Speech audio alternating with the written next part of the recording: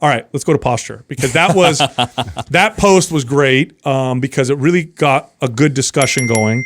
But your original post was basically, and this is social media, so I know part of what you're doing is like, you get attention, let's start the conversation.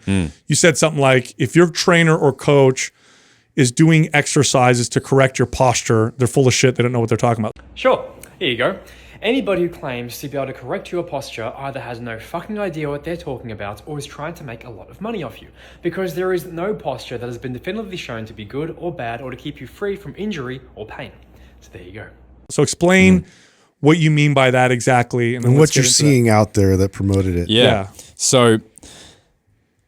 I hope I paraphrased it. No, yeah, you have, okay. Pretty much. Okay. It's just like, because one of my biggest pet peeves within this industry, especially the more I get, like the deeper I got a few years ago when I was in the very professional space and clinician space, and even more now in the Gen Pop space, because I see what a lot of the Gen Pop people are being exposed to, is the misinformation when there is very good evidence on both sides around something like posture, and it's diagnosing people as saying, you got anterior pelvic tilt. You have kyphosis. You have lordosis. You have this. This is why you're in pain. This is why you shouldn't be doing this exercise. You don't meet the requirements for this exercise. And it's usually from a well-meaning place, because you want people to be lifting as safely as possible, and you want them to be able to use good technique to be able to load up their muscles to get stronger with some kind of longevity. And I respect that. So we'll come back to that as well.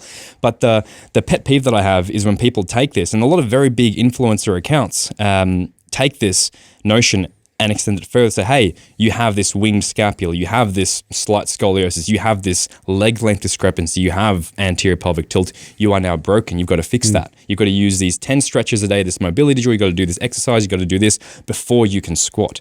And what this does is, intentional or not, but it creates barriers. It creates big barriers for the very people that many of us are trying to help, which is the Gen Pop, not even the nuanced high-level athlete. Now, if you take the Gen Pop clients, if they're now thinking, oh my God, I've got these 4 postural deficiencies, these issues in my body, and I need to do this half hour, even 10-minute mobility routine before I can even train and lift in the gym, now that's an extra barrier. And then when they're lifting, they're thinking, am I really lifting correctly now that I've got all these issues? I've got this anterior pelvic tilt, I've got this kyphosis, I have this forward head, I've got this XYZ. Am I in danger just me being in the gym? Am I ready to be lifting with this kind of exercise? And it creates a lot of extra stress and extra fear that for most people in the Gen population, it's unwarranted, especially when you start to look at what evidence shows, not just scientifically, but also anecdotally, when it comes to things like posture, when it comes to things like the individual variances that apply across every single person, even like the 4 or 5, however many people are in here right now, all of us, we're all going to have very, very different postures. We're all going to have very, very different displays of pain, of mood, of psychology, but taking it just biomechanically, we're going to have very different postures and very different lifting techniques as well. Where there's going to be some commonality around, there's going to be ranges that we stay in, but there's a very good chance that if we all go through different postural assessments, we would be showing up with at least 3, if not a dozen different deficiencies or things that could be improved more, and that can create a lot of psychological fear and a lot of barriers to exercise. And then when you look at it from a pain perspective, if somebody was dealing with an injury or they were dealing with something like lower back pain and they went to go see a clinician who said, your lower back pain is because of your anterior pelvic tilt and it's because of your weak core and it's because of your kyphosis. Now this creates even more fear. And in terms of what influences pain, psychology is probably one of the biggest rocks that people aren't looking at, trying to investigate and trying to allay when it comes to improving people's symptoms of pain because of how complex this whole process is. And that's my big take on that is like, I care about posture, I care about technique. Because I know that, let's say we're doing a deadlift, for example.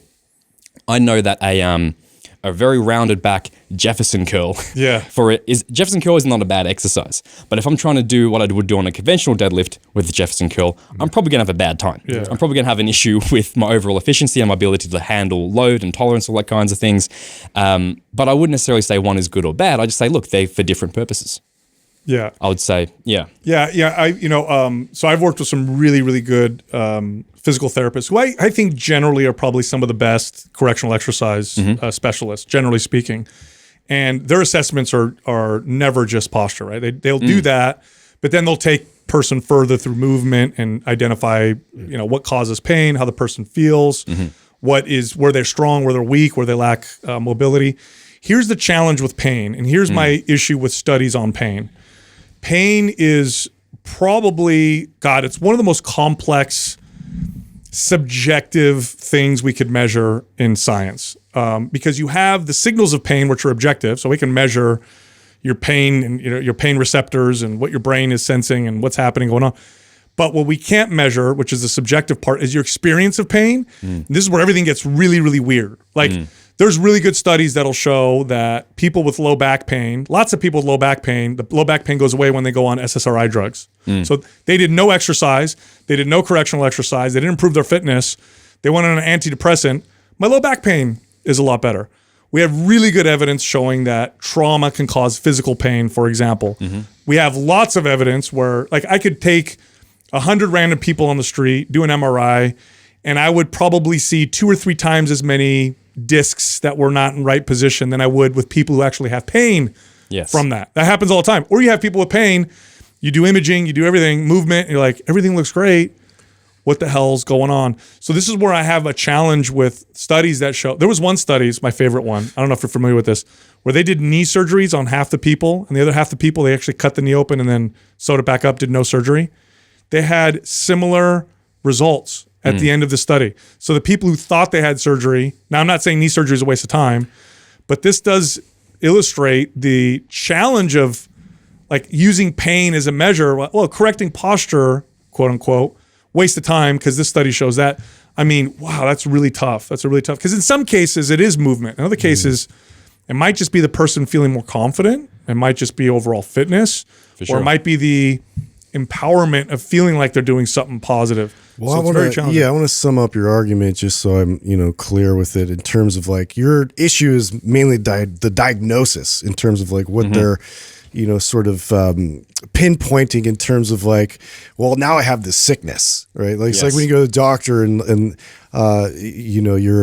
you feel these certain symptoms and whatnot. Now all of a sudden you have this, I'm this person, I identify as this type of a sickness, versus you don't have any problem with the actual addressing the mobility side of it and gaining traction in the joints and actually, getting somebody in the right sort of stack where we can now perform movements more effectively and efficiently. Is that correct? Yeah, because from a purely biomechanical perspective, there's always going to be better positions we can tend toward or trend towards to help us lift the heaviest weight with as much volume, frequency, intensity as we can for the longest amount of time possible. That's what we should be striving towards. That will look different person to person. It's always going to be there. And my biggest thing is this hyper focus on the diagnosis and saying you're fragile and that you're broken, that you're fucked up. Yeah. Because a lot of the times what I see is it's being used to sell something. Well, I mean, off air, we were talking about somebody in particular that is exactly like that. They use, I mean, they're fear mongering, right? They use, that's what it is. You're broken. I have the remedy to fix you, and you need to do this before you can do X, Y, Z. So, knowing that, but then also being somebody who is pro what Justin was saying as far as getting the joints to be more mobile. How do you reconcile that when you're training a client and you're what does the protocol look like, I guess, in terms of addressing glaring issues versus just kind of working on strength? Yeah. So let's take a specific example to help people visualize it. Let's someone comes in and they want to deadlift, and they can't deadlift with off the ground with good technique from a deadlift perspective. Their back's really rounded, and I know from anecdotes and from the science that having a rounded back, even the lumbar spine in motion in deadlift, isn't going to necessarily cause you pain and make you burst into flames. I probably am going to be mindful about how I load that long term and how I progress that and how much frequency I give that person. And I do want to get them lifting with a straighter back over time, because that will mean that from a mechanical perspective, they can handle more load, more frequency, more effort. But if I had that client coming in and I saw ran into their back, and I saw that they were losing posture in that deadlift, they rounded up a back and they just, even the lower back round, I thought, okay, I'm not going to tell that person that it's good or bad. I'm going to say, great, cool. In my mind, what I'm going to be mindful of doing then is being mindful of the load that I use with them, the reps that I use, the range of motion that I use, the speed that I use, and how much I push them on that movement. Knowing that from a biomechanical perspective, in a very vacuum sense, it's going to be loading their discs more, which is not bad. It just means they've got lower tolerance. And that's how I would navigate that. I wouldn't even have the discussion where I'd say, this is bad and this is dangerous. What you're doing right now is not ideal. I would just say, hey, for us to be able to handle the load that I want to give you, that I know that you're capable of, and for us to be able to give you the reps, the intensity, the explosiveness, the power that you need, I need to get you over time moving into a better position. I'll then modify that without necessarily telling them that it's good or bad. Also, just let them lift. Why create the extra fear and stress around how they're currently moving, which they can't fix because it will take time. You know, it's a skill, because it could just be a skill thing. It could be a mobility thing, but it's just pure like just practice it more and practice it within their current constraints in terms of how they can handle it, knowing that I'm definitely loading their discs more than I am their muscles. So I'll change the loading parameters around it and the frequency around that. And then I'll probably give them maybe some regressed exercises as well, or other accessory movements alongside that. And that's where it becomes less about the one exercise in a vacuum, but more about the whole program and how it all fits. Yeah, I think specifically speaking with the back rounding, if it's the end range of motion for the joint and the joint is supporting the weight, that's when there's an issue. If it's not the end range and the muscles are supporting, then you're probably okay. Doing certain types of exercises even without perfect positioning. Where do you see value then in looking at someone's posture and using that as part of your protocol to identify exercises that you may want to start with or focus on? Yeah. It's a very good question, because honestly, I don't do much of a postural assessment. I don't do much with that whatsoever. I just make sure when I give a client an exercise, they're able to do it using the muscles that I intend and in the positions that I intend them to get into. So you're watching the movement. Yeah, I'll look at the movement. I'll say, look, you currently, the way that you do this deadlift, it's with a round back and it's definitely loading up intervertebral discs a lot more than I would like. So I need to get you doing it from a regressed position to a point, and it could be like a 2-inch block pull for that person. Not because they're a powerlifter, but because they're just very immobile and haven't moved much. I'll just start them with that instead. And I've got in my own mind my ideal standard, which you could call an assessment of, here's what's going to biomechanically allow them to load up their hip extensors the most. Here's what's going to allow them to load up their shoulders the most. And can they get into that position? No, they can't. Okay, what if I took a neutral grip? What if I took a decreased range of motion? What if I just took a bit more time with the exercise for them to learn the skill and just build it out from there? But the big thing that I'm mindful of is I just don't communicate. I don't think it matters to tell them that this is good and bad and that you've currently failed and this is where you should be. I just say, no, here's exercise for you right now. Here's a program that you got to follow, and here's the level at which you're meant to do this movement in. So like in a lot of the programs that I run, I have a deadlift, for example, but I'll have 10 regressions to it. And I'll tell the client, pick whichever one you need to. It could be the most basic, regressed, low load, small range of motion exercise that mimics their hip hinge, lifting, carry motion, all the way up to maybe a deficit snatch grip deadlift being the most advanced exercise. And I let them pick, or I help them choose where they currently fit in terms of their ability to load it and do it comfortably and experience the beneficial effects of lifting. And then if you can do that, great, go to the next exercise. Go to the next exercise and keep going up as they see fit. So an example of like, okay, let's say somebody is squatting and their heels elevate by the time they even get to 90 degrees. They hit 90 degrees, the heels come up off the ground. Now, is your answer to that to just elevate the heels and keep them squatting, or are you going to address ankle mobility at all? So that's an interesting one. By elevating the heels, okay, people see that as a Band-Aid. That will actually improve over time their ability to push their knees forward from a neurological perspective, because of how it shifts their center of mass. Sure. And that will actually have a big impact on the ankle mobility as well. So I will do that, but I'll also add in things. I'll say, you know what, you can't squat right now because your heels lift off so much. I'll give some heel elevated, maybe anterior loaded squats that'll help to address that in terms of the actual squat motion. But I also will give you some split squats. I'll give you, like, if somebody can't squat past 90 degrees that the heel's lifting off, I'm still very confident that if I give them a front foot elevated split squat and I had a very high elevation, they'll be able to push that knee, assuming no injury, they'll be able to push that knee very, very far forwards into that ideal position for ankle mobility. Yeah. And I'll have that as their exercise. So in terms of my continuum, maybe the barbell back squat, flat foot with a high bar position, upright posture, that will be the gold standard in this mobility sense. And then the most regressed exercise from that might be a very high elevation, like a above your knee elevation front foot elevated split squats with some anterior load to help that you stay more upright and really drive that knee forwards, maybe even with heel elevation. And then over time, decrease the elevation, decrease the whole front foot elevation, change the loading pattern, get them squatting on both feet, barbell on their back, flat foot, and it builds them up. What I think a mistake would be to say, oh, you can't squat right now. Let's keep you trying to squat and let's do all these extra mobility things as well. Because then we're adding in a whole bunch of other stuff instead of just saying, is the issue really with the mobility? Yeah, it is.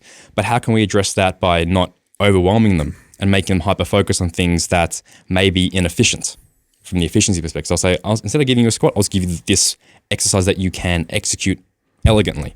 I always look at it from a skill acquisition. And if the client doesn't have the skill right now, what skill do they currently have?